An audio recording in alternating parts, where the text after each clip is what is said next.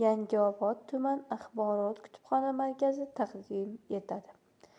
Nayjel Uorberton. Falsafa asoslar. So'z erkinligi qachon cheklanishi mumkin? Qonun adolatsiz bo'lsa, uni buzish qanchalik to'g'ri? Ilm va g'ayriilm o'rtasida chegara qayerda? Har qanday ishonch bilim bo'la oladimi? Axloqan to'g'ri va noto'g'ri qanday farqlash mumkin? Bu kabi savol-javob oddiy-ku desangiz, demak falsafadan bexabarsiz.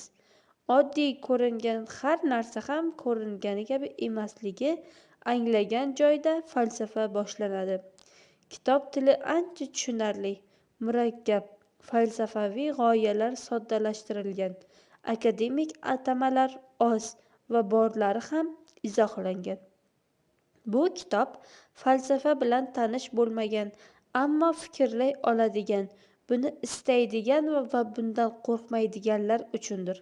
Unda falsafaning deyarli barcha yo'nalishlari, ulardagi muhim savollar qamrab olingan.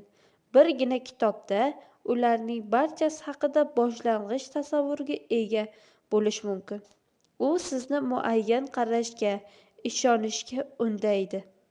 Balki turli va qarshi fikrlar, g'oyalar bilan tanishtiradi.